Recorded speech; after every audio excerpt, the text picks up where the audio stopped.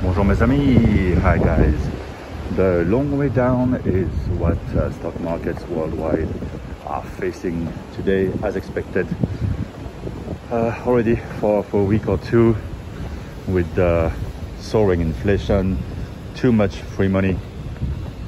That doesn't really translate in a better economy in the US. You've heard maybe of Evergrande, the property developer with a 300 billion in liabilities that they can't pay back, and behind it there's probably several trillions of local loans in China that are in jeopardy. So it is pretty much again the Lehman situation, just a mortgage issue. And I don't know if Beijing can really stop the whole house of cards from falling and taking with it the rest of the world. So what is that gonna do for the watch market? Well, we'll see if really there's a big crash. You know, it's about time. You know, Lehman was about 10 years ago. Every 10 years there's a big downshift. So now is the worst time possible to pay over retail for a Rolex, for example, or a Patek. You know, when you think of people paying $100,000 for a Nautilus, that's really worth 20. And while 4 years ago nobody really cared that much for it, you know that the watch market has been inflated to no end as well. So right now, if you've been on the fence about buying that Pepsi or the root beer, for example, probably the worst time possible to go ahead and do it. Wait a month, see how things are playing out, and the whole premium market could vanish overnight if there was a mega correction, you know, 7-8% on the Dow.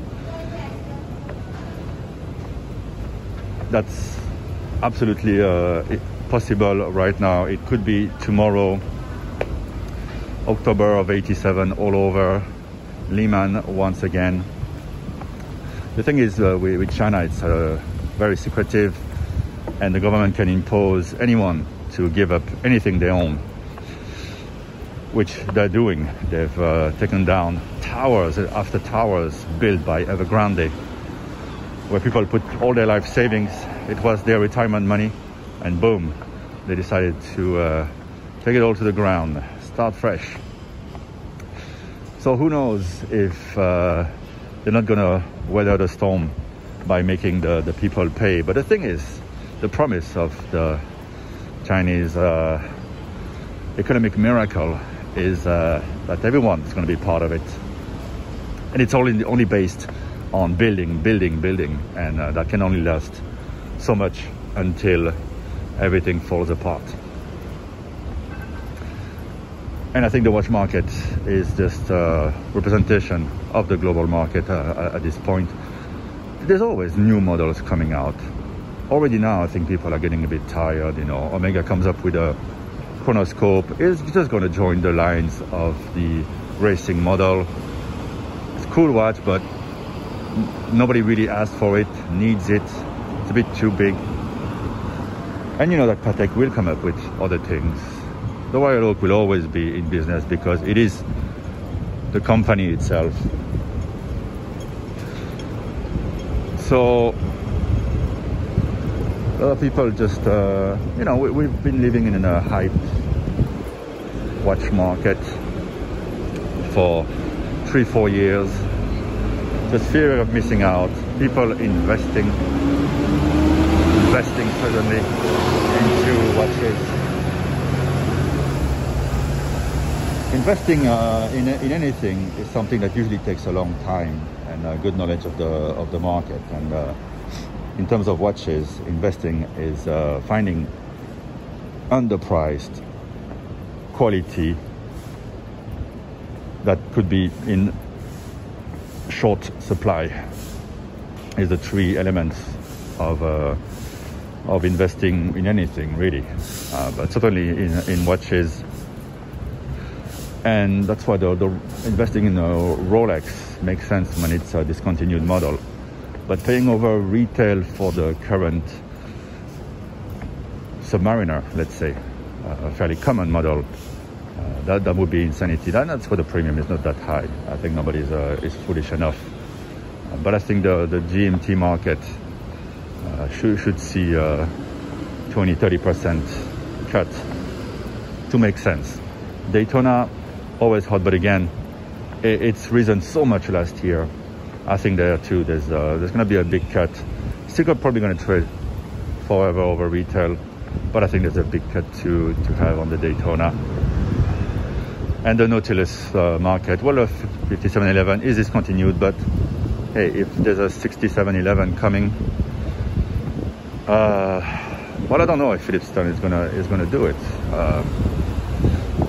Maybe he prefers to steer the customers towards the real Patek, you know, not really the Royal Oak wannabe Patek.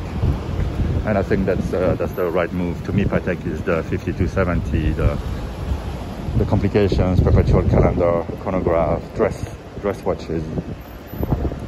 Having said that, I'd love to have a Nautilus because yeah, if you want to have your really nice Patek finished movement, but in a very everyday wearable format, that's the one to get. Or the Aquanaut 5164, the travel time with the date is just about the perfect thing to me. Why were not more people looking into those models 5 years ago? It's yeah, I just think there's more watch people going into it, and then hype has started, and social media has started.